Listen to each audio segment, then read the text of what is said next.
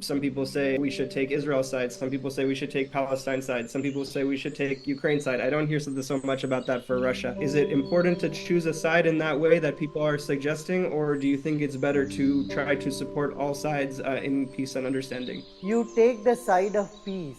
You take the side of humanity. Don't label yourself. Once the moment you label yourself, you'll be useless to bring peace. You'll be useless to help people to come together. So, people who take the side of peace, side of humanity, will say that everybody belongs to their side. If Israel is acting in a certain way, we understand why Israel is acting. So Palestine is acting, we understand what was their issue. So you need to bridge the bridge, then a bridge will have to have a foot on both sides of the shore. It cannot be a bridge if it is only on one side.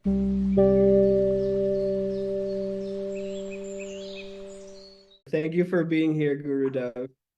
I'm so grateful for the opportunity to speak with you on the topic of peace in the world and how we can bring peace to this world for our upcoming peace issue of Meditation Magazine.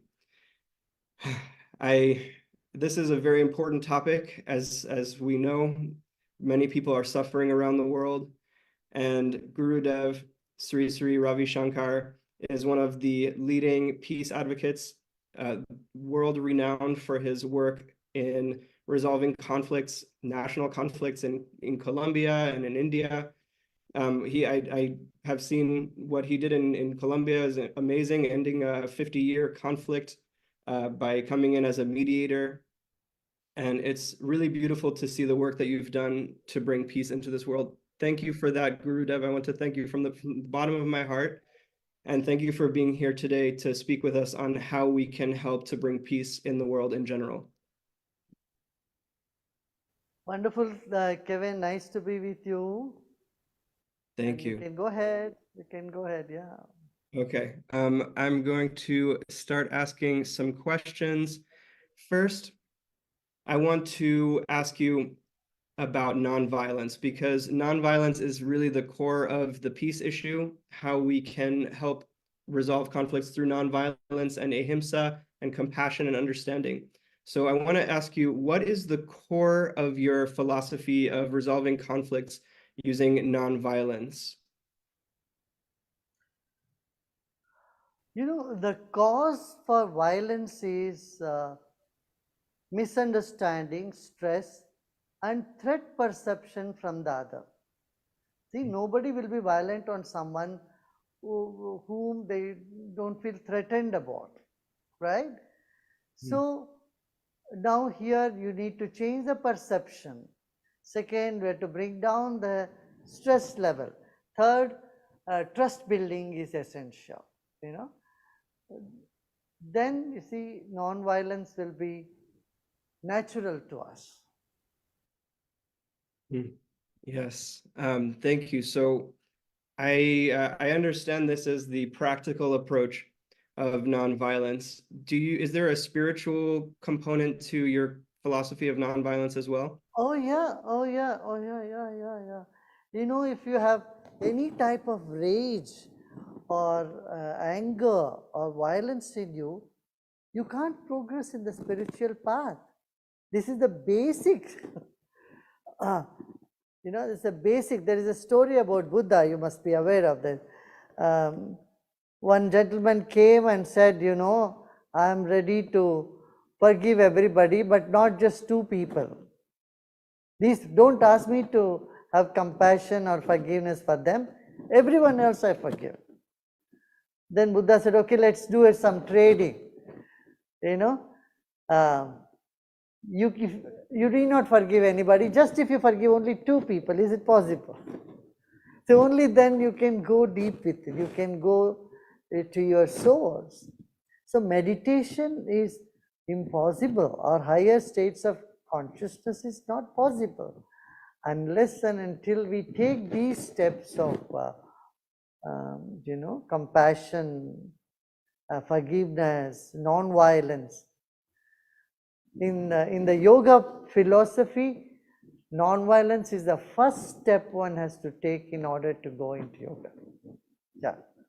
Truth, non-violence, and these are very, very basic principles in spiritual evolution. And I tell you, even animals, they are not violent, and they never are violent. Only when they pray, that is in their DNA. Some animals go and pray, and once they see some threat from the others, then they show the violence. Normally, they don't.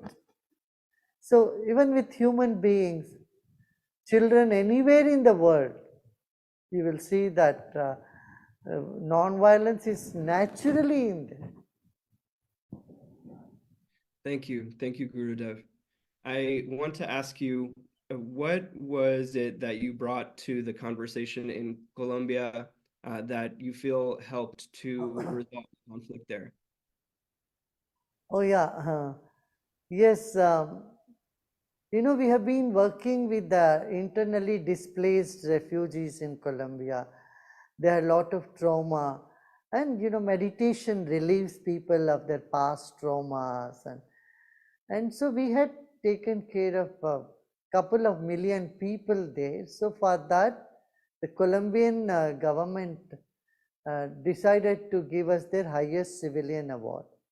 So I went to receive them. At that time, we had a conversation with the president. It was supposed to be just a handshake, but then it lasted for about an hour or so. Then the president was very worried that he said, we are left with only military option, because the FARC were not amicable to any solutions. And every day there used to be bomb blast. They would bring down the telephone towers and television towers, and water supply was disrupted.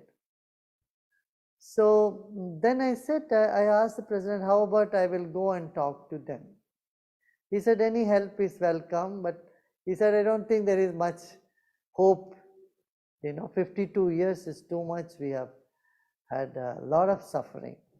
So I took a flight to Cuba, and they were there, 14 of them, the commandos, Ivan, Marcus, and all of them. Then I went to, first they were a little arm distance from me. They said, no, we don't want to meet anyone spiritual, religious people, Our Bible is Das Kapital, we follow the communist principle. So we are not interested. But then that evening, when I gave a talk in the University of Havana, they sent their feelers. Afterwards, they agreed to meet with me. They requested a meeting. So I welcomed them in the hotel I was staying. Then, the talk went on. Then initially their intention was to convince me to talk to Colombian government to stop atrocity against them. So I told them, yeah, I understand you are all victims as well, and I know you have a lot of heartburn, lot of issues. I told them, see, I'm also for social justice, but if you eschew the path of violence and come to mainstream and and place your demands, and together we can all improve the situation. See, initially they were not willing, but then they all meditated with me. After meditation, they said, this is something we were lacking in our movement. Then they followed me to the Indian embassy, and then we had 3 days of deliberation and meditations with them. An interesting thing, they took 3-day silence program also out of it. And they were all like children. They were so genuine. They were good people. Then we did a forgiveness exercise. We brought the victims of their violence from Colombia. We flew them. They sat with them. They asked them forgiveness. Like, will we be forgiven for our sin? And it was such a moving moment, Kevin. There was not one dry eye. Everybody had tears in their eye. They embraced each other, and so meditation has a big impact on the psyche of people. I'm glad you are taken meditation as the theme of your magazine, and this is the language of the wise. And if you have the silence when you practice meditation, you can give that. It happens from your just presence, you know, like someone who is angry can trigger anger in everybody around them, right? So when you have peace, you can influence that peace in others through your own vibration, and you don't even do it, it happens. Yeah. Yeah. Thank you. Thank you, Gurudev. It's amazing to hear that it was meditation and the forgiveness exercise that really helped to bring peace in Colombia. It's an amazing thing, such a practice that we hold such as a personal practice within ourselves can make such a huge impact in the world. And I want to ask you about um, so the philosophy of nonviolence. I think we all agree the ideal is nonviolence always. But the question that I often get asked when I advocate for pure nonviolence is some people say, oh, if the United States had been nonviolent in World War II, then we'd all be speaking German right now, as an example. And people often justify the use of violence by saying that the nuclear bombs ended World War II, stopped the Holocaust, stopped Hitler. Do you believe that violence is always wrong, or should we and we should always choose nonviolence, or do you feel that sometimes violence is needed or justified? See, there is a difference between self-defense and violence. Violence is an action which comes out of with rage, anger, and hatred. But self-defense is much different from violence. Here, you have a calm and serene, or you are making sense when you are acting that way. For example, I would say police, when he is keeping law and order, or keeping the, the calm of a city, and to keep that, he has to take care of some action against some crazy people. You don't call it here police is violence unless and until the police is prejudiced. So if police has prejudice, then their action becomes violence. But their acting to keep law and order, to keep things sane, is not called violence. Similarly, the soldiers who defend a nation's freedom, you don't call them they are engaged in violent activity. You say them they are there to protect non-violence. They are the protector of compassion, they are protector of peace from those elements who are disturbing the peace of others.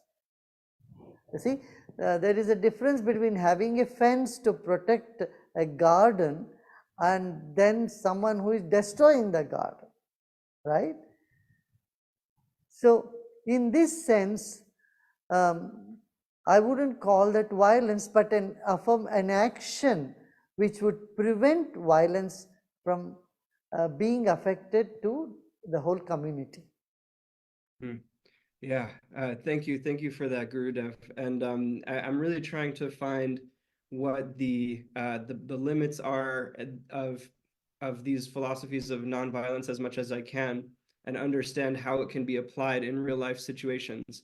So right now we have a very difficult situation in the Middle East, and Israel is trying to defend itself against terrorist threats that have been happening, and they've gone very far in that response toward trying to eliminate the terrorists. They have killed many innocent people as well.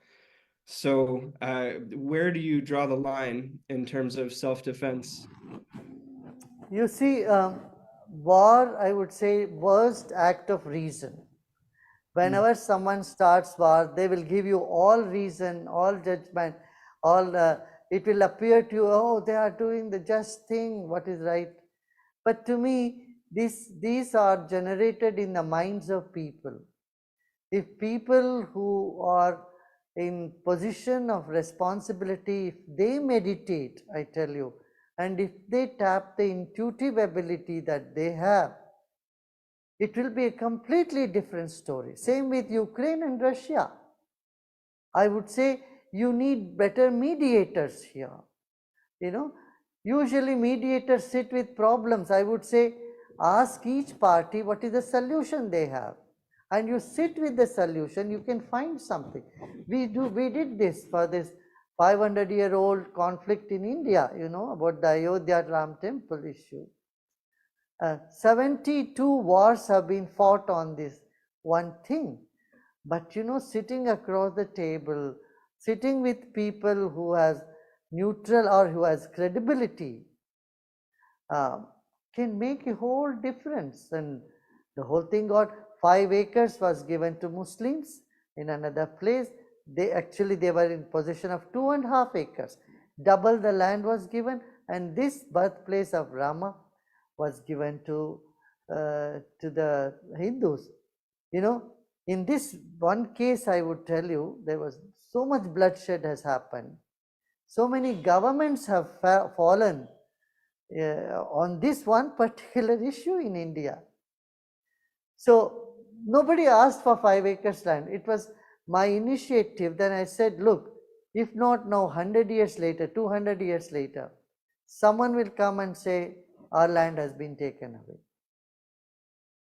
That can be a cause of terrorism, or it can create a spark of hatred. So nib the bud of hatred, nib it at the bud. If you see there is a flame of hatred might start in the future, you have to nib it at the very beginning.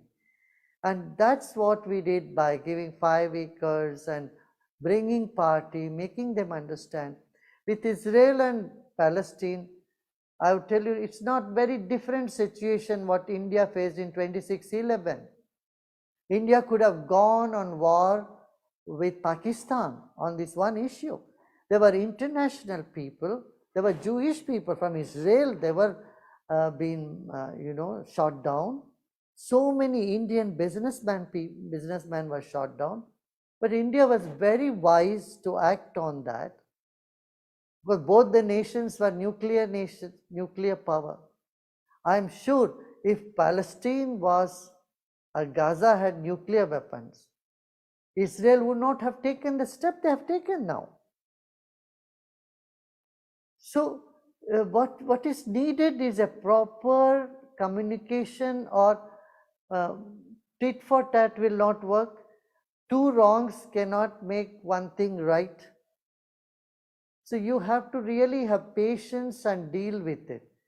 In the year 2008, I tell you, Kevin, India faced such terrible terror attacks. One every month they had, that whole year. And so people were angry, no doubt. But you need to be, you have to restrain your anger and see what makes sense, and then go and act on it. I'm not saying, show the other cheek and get slapped from the other party and be compassionate. No, I'm saying you must take action, but make sure in your action you are not creating more adversities to you than what you find. Rather, in your action, you are supporting those actions, those things which you don't want to happen. And here in Israel, Palestine, I see the same thing happening. With the action that is happening, the party who had done the initial wrong things are getting more compassion or more sympathy. This is a very, very important thing. You should never allow the person whom you want to punish to gain sympathy at any cost. Yeah, wow. Thank you for that very deep answer. I really appreciate it.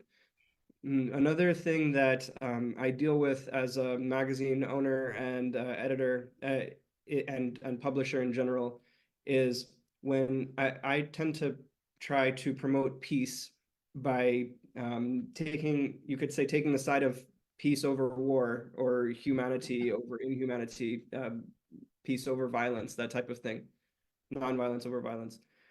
However, when I do that, I often get a lot of pushback from people in the United States, and people that are our readers. Many people do appreciate this approach, but many people also push back and say, we can't just take the side of humanity and peace. We must take a side in the conflict and call out the aggressor, because if we don't, then it's supporting the oppressor. We're remaining neutral between the parties. So I wanted to get your perspective on this. Is it better No, for us? Sorry, is it they better are for us to? partially correct. I would say Okay. they are partially correct. They are correct in some way. You cannot just sit and say, okay, I'll meditate and send only positive vibration. You have to take some steps. But whatever steps you take, action you take, it should be well thought about. And that intuitive action or intuitive decision can only come through meditation. So they are not two opposites. When you meditate, you get the right thought, you get the right intuition, because you are not impulsive. You are not coming out of rage to do an action, which you end up regretting actually. And then your keenness of awareness makes a difference. Also, Kevin, I like tell you, we all emit vibration. The whole universe is just vibrations. And when we have this positive vibration, it impacts the whole atmosphere. For example, what was happening in Washington, D.C. In last week of September and 1st of October, the government was going to shut down and there was a lot of chaos. Media was saying this is going to happen for sure.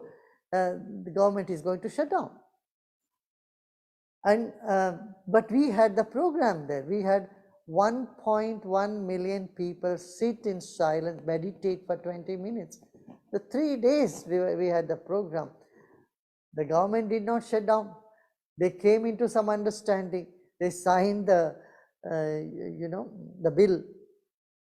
So what I would say is, I can take the credit for that, or the meditation can take credit for it, because it's created such positive vibes.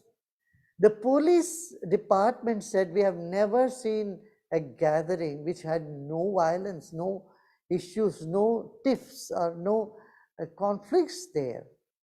And then another interesting thing, the survey says there was no homicide that whole week in Washington, D.C.